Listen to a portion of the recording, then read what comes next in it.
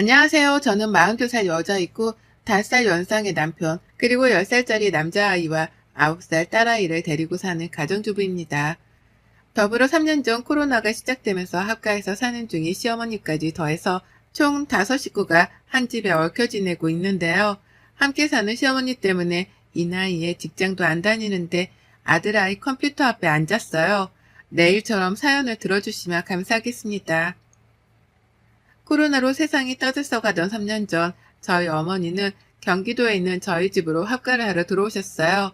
그날이 바로 어제인 것만 같이 생생한데요. 결과적으로 합가를 해서 지금껏 함께 살고 있었죠. 처음 합가를 제안한 건 시어머니셨고요. 평소에도 아이들이 좋다는 걸 이유로 들먹이며 합가를 하고 싶다는 말씀을 자주 하던 어머님이셨습니다. 결혼 초부터 시아버지께서 몸이 불편하셔서 병원을 자주 들락거리셨는데요. 그것 때문인지 혼자 남편 뒤치다거리를 하면서 집에서 지내는 것이 힘들다고 하선을 자주 하시더라고요. 적적하고 외롭다면서 말이죠. 하지만 저희 부부도 애들 둘 키우며 바쁘게 사느라 합가를 한다는 것 자체는 꿈도 꿀 수 없었답니다. 시어머니의 시아버지까지 모신다고 생각을 하니 저희도 분명 부담은 컸었거든요. 물론 합가 자체가 싫은 게 가장 큰 이유이긴 했지만 말이죠. 그러게 3년 전까지 틈만 나면 학과 얘기를 꺼내는 어머님의 말씀을 못 들은 척 하면서 잘 버텨왔었습니다. 애들이 학교에 들어가고 나서부터는 학부모 같은 저까지 덩달아 바빠져서는 더욱 어머님에 대해서 신경을 쓸 겨를이 없었네요. 남편이 대신해서 시아버지 병간호를 하며 시어머니도 간간히 챙겼고 제가 하는 일이라고는 며느리로서 안부 인사 정도를 주기적으로 해드리는 것뿐이었어요. 저에겐 제가 챙길 제 부모님이 계셨으니까요. 그러다 코로나가 터진 후 시아버지가 돌아가시게 되며 상황은 아주 급격하게 달라졌습니다. 코로나 때문에 돌아가신 건 아니었지만 아버님 병세가 악화되어 갑작스레 상을 치르게 되었었죠. 그리고 난 후 시어머니는 혼자는 죽어도 못 산다며 남편을 부여잡고 대성통곡을 하시더라고요. 이렇게 살 바에야 그냥 차라리 죽는 게 낫겠다는 심한 말씀까지 하면서 말입니다. 그 후 남편은 시어머니에 대한 걱정의 정도가 달라진 건지 급하게 시댁을 처분하고 시어머니를 집으로 모셔왔어요. 그렇게까지 한 달이 채 걸리지 않았었죠. 저에게는 정말 황망한 때였답니다. 서른에 결혼해 남편과 오랜 시간을 함께 살아오면서 충분히 존중받고 사는 줄 알았는데 시어머니를 모시고 사는 문제를 한마디 논의조차 하지 않고 멋대로 결정을 했다고 생각하니 화도 치밀어 올랐었죠. 배우자에게서 받은 배신감도 이루 말할 수 없었고요. 하지만 별 수 없었습니다. 남편이 죽고 혼자가 된 시어머니의 마음을 채 헤아리기조차 힘들었는데 코로나가 터진 상황에서 저조차 세상 일이 어지러운데 무작정 어르신을 나가라며 쫓아낼 수도 없는 노릇이었으니까요. 여러 복합적인 상황들 때문에 제가 잠시 침묵을 하는 걸로 결론을 내렸고 그렇게 어머님은 저희와 함께 한 집에서 사는 한 식구가 되었답니다. 그간의 어머님과 함께 살며 겪었던 우여곡절이 너무나도 많아서 이 한글에 담을 순 없지만요. 기가 막힐 정도로 이해하기 힘들었던 적들만 꼽아보자니 제 가슴이 다 철렁하네요. 어머님은 저희 집에 들어오셔서 한동안은 적응을 하는 건지 꽤나 조용하셨습니다. 마치 눈치를 보는 사람처럼 평상시에 좋아라는 손주, 손녀들한테도 말을 아끼셨고 당신 아들이 집에 들어와도 눈인사 정도만 하시는 등 저희가 시어머니 눈치를 보게까지 만드셨답니다. 기분이 괜찮으신 건지 어디 불편해서 저러시는 건지 등등 오만 가지 생각이 들게끔 하셨었죠. 남편도 괜히 제가 집에서 눈치를 먼저 주는 바람에 어머님이 편하게 지내지 못하시는 게 아니냐며 핀잔을 주기 시작했고 그쯤 되니 저도 괜히 잘못을 한 것만 같더라고요. 시어머니가 정말 나 때문에 내 눈치를 본다고 말이 없는 건가 하고 말이죠. 그런 상황이 여러 번 반복이 되고 남편으로부터 의논차는 의심과 오해를 사게 되며 저도 더 신경을 쓰게 되었답니다. 시어머니께 말 한마디라도 더 걸어보고 어머님이 좋아를 하실 만한 간식거리라도 내어드리면서 최대한 집안에서 어머님과 사이좋게 지내보려고 애를 썼어요. 왜 눈치를 보는지는 모르겠지만 처음엔 말씀도 없고 웃음도 없으셨던 어머님께서도 제가 적극적으로 관계 개선을 해보려고 나서기 시작하면서부터는 서서히 말씀도 많아지셨고 그때부터 애들과 웃는 등 평소다운 모습을 보이기 시작하셨답니다. 평소에는 정말 말이 많은 분이셨거든요. 아무튼 그렇게 집안에서 저의 적극적인 보살핌 아닌 보살핌을 받기 시작하신 어머님은 그때부터 달라지기 시작하셨습니다. 이제는 저의 집을 완전히 자신의 집이라고 생각을 하기 시작한 거죠. 그리고는 본성도 드러나더라고요. 처음에 눈치 보며 집안 동태를 살피신 것이었고, 그 후에는 본격적인 집안 어른 행세를 하신 거죠. 위덜은, 아니 가장 나이 많은 노인답게 말입니다. 가장 큰 문제는 아이들을 가르치는 교육 가치관이었어요. 부모인 저랑 남편이 괜찮다는데도 불구하고 시어머니가 애들 교육에 관여를 하려고 드시더라고요. 제가 애들 아침에 꼭 먹이면서 키웠고, 다만 애들이 밥 먹는 걸 굉장히 부담스러워하고, 또 첫째 아이 같은 경우에는 배탈이 자주 나는 편인지라 아침에는 최대한 간소하게 먹였습니다. 코로나로 등교를 못하고 원격 수업을 할 때에도 삶은 계란이나 고기를 얹힌 죽을 내어주면서 아침을 부담스러워하지 않게 하려고 노력했죠.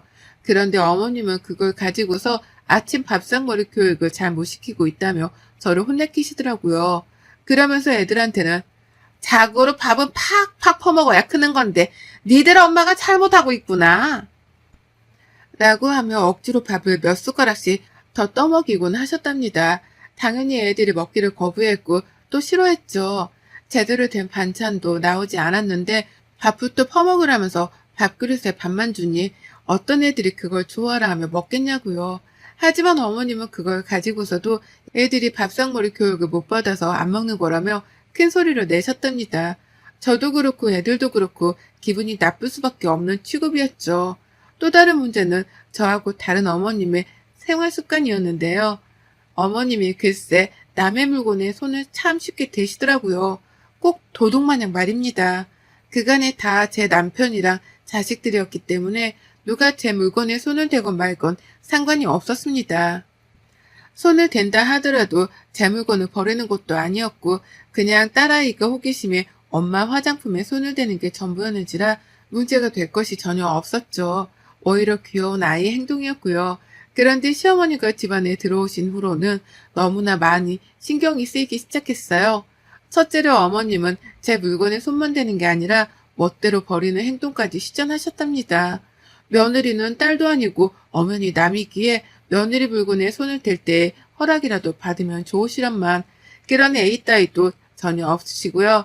그렇게 손을 대고 난 후 멋대로 필요 없는 물건일 것이라고 판단을 하고서는 그걸 그냥 버려버리시더라고요. 그렇게 버려진 제 옷이랑 화장솜, 팩트 쿠션, 그리고 매니큐어가 한 바가지였습니다. 애들이 마냥 어린 갓난아이도 아니고 저도 기분 전환 삼아 손톱에다가 살 색깔이나 투명 색깔의 매니큐어 정도는 생각날 때 한 번씩 바르는 편이었는데요. 그것마저도 어머님은 얘 엄마가 사치이고 주접떠는 짓이라며 버리셨어요. 옷도 며느리가 뭘 입는지 구경을 하고 싶었다며 옷장을 열어보고서는 조금이라도 무늬가 있어 보이는 건 교양없어 보인다는 말씀을 하시며 버리셨고요. 이런 행동을 하필 제가 집에 없을 때마다 골라 해내시는 바람에 저는 제 물건이 쓰레기통에 처박히다 못해 집 밖으로 버려지는 과정을 지켜보지 못했답니다. 그리고는 뒤늦게야 눈치를 채고서 시어머니랑 입씨름을 하며 혼자 혈압이 치솟아 오르곤 했죠.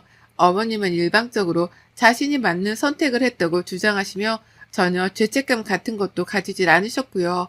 어디서부터 문제였는지 이제는 정확히 기억도 나질 않습니다. 시어머니가 도대체 왜 저러시는지에 대해서 이제는 이해를 할 힘도 없고요. 그저 남의 물건에 손을 댈 때 제발 허락이라도 받아주셨으면 싶은데 그런 기본마저 바라는 게 사치라는 걸 잘 알았는지라 어머님에 대해서는 거의 체념을 하다시피 내려놨어요. 그런 사람과 한 집에서 살아간다는 건 정말이지 괴로운 일이었고 그걸 증명하듯이 저는 언젠가부터 40 초반인데 머리카락이 빠져나가기 시작했네요.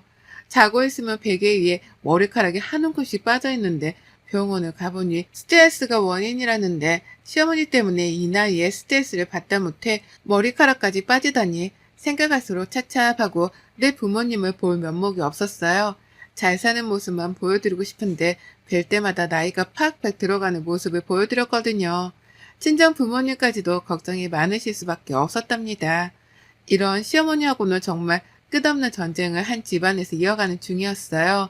언제 끝날지 모르겠다며 저 스스로도 이 싸움의 끝을 감히 짐작조차 못하고 살고 있었는데요. 문제 덩어리인 시어머니가 큰 건 하나를 해내고야 마셨답니다. 지금 생각해도 열불이 나서 손이 파르르 떨리네요. 제가 너무 괴롭고 힘든데 어디다가 스트레스를 풀어야 하나 고민을 하던 중 피부 관리를 시작했어요. 저희 친정엄마가 저 볼 때마다 주름살이 너무 늘어간다며 가슴에 피멍이 드는 심정이라며 괴로워하고 난 후부터였죠. 내가 시어머니 때문에 빠른 노화를 겪고 있는데 이 모습을 친정엄마한테 계속해서 보여드리기만 할 수는 없다 싶었습니다. 그래서 내가 할 수 있는 한 피부 관리도 하고 내 자신을 가꾸면서 엄마한테도 딸이 예쁘게 나이 들어가는 모습을 보여드려야겠다 결심을 했어요. 그때부터 남편이 주는 용돈을 쪼개 제 화장품 사는 데에 쓰기도 했고요. 샤워하고 나와서 직접 만든 팩을 얼굴에 바르고 또 화장품으로 피부 관리도 하다 보니 언젠가부터는 자기 관리를 하는 그 시간이 너무 행복했습니다. 그 시간만큼은 온전히 나를 위해 투자를 하는 시간이었기 때문에 자존감도 괜시리 올라가는 것 같고 힐링이 되었어요. 아이들한테도 그 시간만큼은 엄마를 방해하지 말아달라 부탁을 했을 정도로 저는 하루 중 저녁 20분 동안에 즐기는 그 관리 시간이 행복했습니다. 근데 저희 남편이 고생시켜서 미안하다며 비싼 화장품 브랜드의 로션 하나를 사줬던 게 있었는데요. 정말 이게 언젠가부터 줄어드는 속도가 너무 빠른 거예요. 비싸서 아깝다며 아끼고 아껴가며 쓰던 중이었는데 다음날 쓰려고 보면 농담이 아니라 무슨 로션이 0.5cm씩 줄어들었습니다. 그 정도 용량이 줄어들려면 펌프를 적어도 5번에서 10번은 했어야 할 텐데 그 속도로 로션이 줄어들어 갔어요. 그러니 눈에 확 띄는 바람에 눈치를 챘고 전 단박에 알아차렸죠. 이게 다 시어머니의 짓이라는 거 말입니다. 어머님 말고는 이 짓을 할 사람이 없었어요. 혹시나 싶어 저희 딸아이한테도 물었지만 아이한테선 엄마 그거 엄청 아끼는 거잖아 라고 하면서 엄마가 아끼는 물건에는 손을 안 댄다며 말해주더라고요. 어린아이조차 이런 생각을 가지고 있는데 시어머니란 사람은 그 나이에 도대체 무슨 짓을 하고 계시는 건지 생각할수록 화가 났지만 제 비싼 로션은 계속해서 줄어들어 갔습니다. 일전에도 제 매니큐어나 화장품에 몇 번씩 쓰거나 버리는 등 손을 댄 적이 많았는데요. 이번만큼은 너무 아깝더라고요.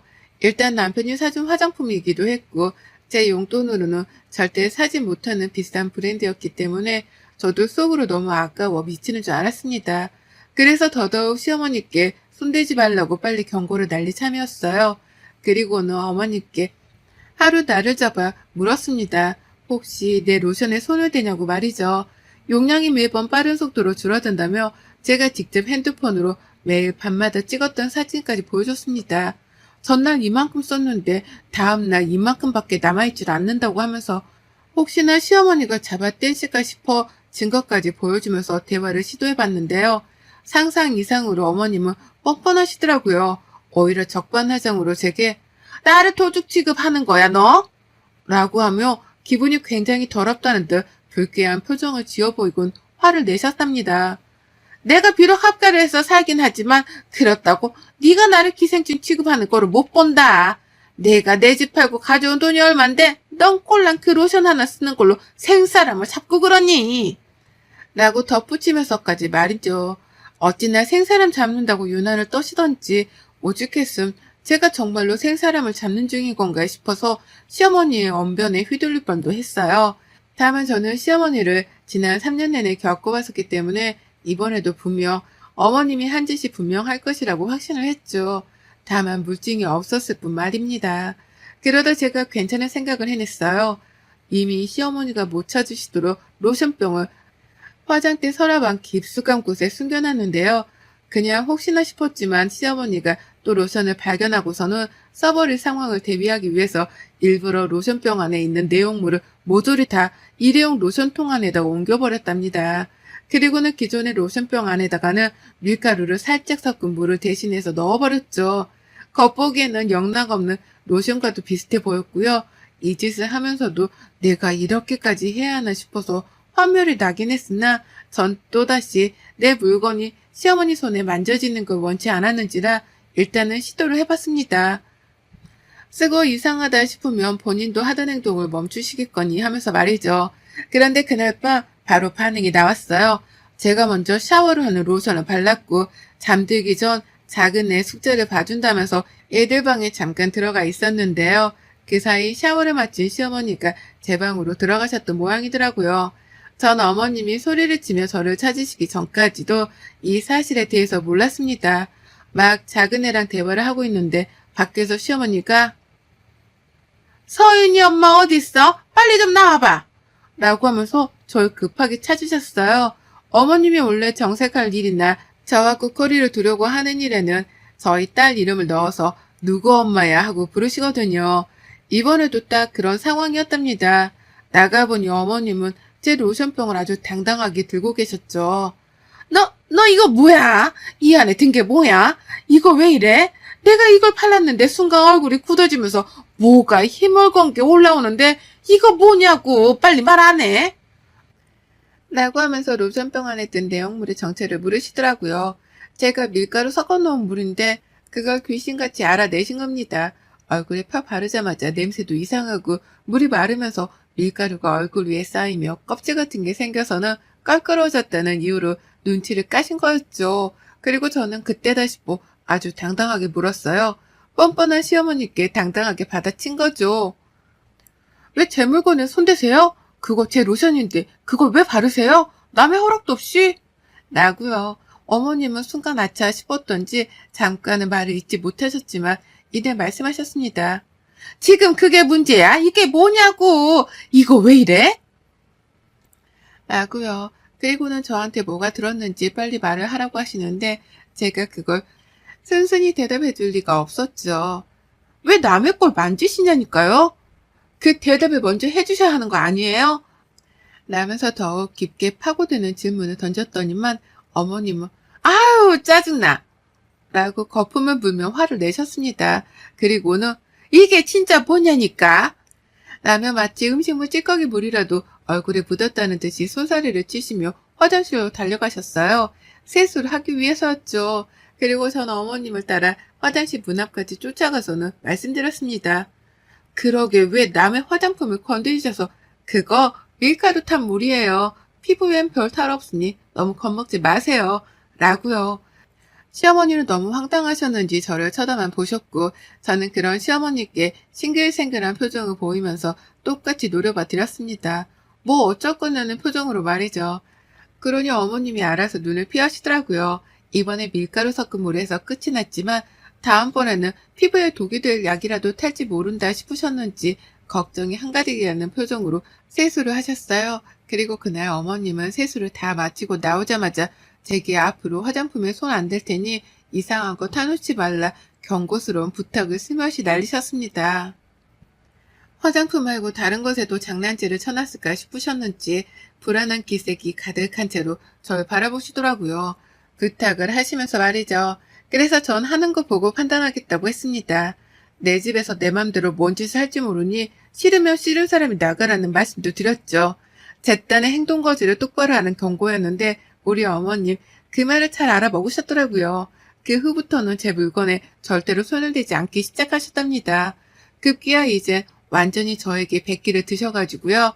혹여나 며느리가 또 무슨 물건에 장난질을 쳐놨을까 싶어 겁부터 먼저 먹으며 행동하기 시작하셨어요. 당신 수건 닦는 데에도 혹여나 싶으셨는지 수건을 찬찬히 살펴보시고 나가기 전에 신발 속까지도 눈으로 훑어보곤 신으신답니다. 제가 설마 발에다가 신는 신발 안에 바늘이라도 꽂아 놓았을까 싶으셨던지 하루는 신발을 신지 못한 채 몇 번을 확인한다며 손가락부터 집어 넣으시더라고요. 그걸 뒤에서 보고서는 뭐 하는 중이세요? 라고 물어를 보니 어머님은 이게 다 저 때문에 시작된 일이라는 것 마냥 뚱한 표정을 지으신 채로 말씀을 하셨답니다. 네가 내 마음을 아냐? 라고 말이죠. 그러면서 차마 며느리 기분을 상하게 할까 싶어 더 쓴말을 못하겠고 속은 열불이 터져서는 겨우 인내를 하며 찡그린 표정으로 후다닥 밖을 나가버리셨죠. 밀가루 섞인 물의 여파가 크긴 컸는지 별의 별것에도 눈으로 확인부터 하고서는 행동을 하시는데 그 불편함이 저에게까지 느껴지는 게 너무나 통쾌하네요. 불편해 죽겠다며 뭘 하거나 씻거나 먹을 때마다 눈을 개스름하게 떠서는 확인부터 찬찬히 하시는데 저 의심병을 당장 고치지 못하면 어머님이 앞으로 참 많이 힘드시겠구나 싶었습니다. 사는 게 얼마나 피곤하고 역할까 싶어서 제가 다 불편해 죽겠더라고요. 물론 그런 시어머니를 보는 심정은 통쾌한 뿐이지만 말이죠. 그래서 저는 앞으로도 더 불편하시라고 장난기 가득한 표정으로 당분간 지내보려 합니다. 밥을 먹을 때에도 일부러 괜한 의미심장한 표정을 지어 보이면서 시어머니를 불안하게 하고 또 써보시라면서 안마기를 건네드릴 때조차도 어떤 일이 일어날지 두고 보자는 장난꾸러기 같은 표정을 지어 보이면서 어머님을 긴장케 만들려고 해요. 이미 어머님은 제가 별걸 하지 않아도 불안함을 가득 안고 살아가는 게 보이지만 전 거기에다가 불난집에 부채질을 하듯이 지낼 겁니다. 언제 어떻게 터질지 모르는 며느리의 장난에 놀아나기 싫어서 긴장한 시어머니를 지켜보며 통쾌함을 좀 더 오래 만끽할래요. 여러분의 생각은 댓글로 남겨주세요. 오늘도 시청해 주셔서 정말 감사합니다.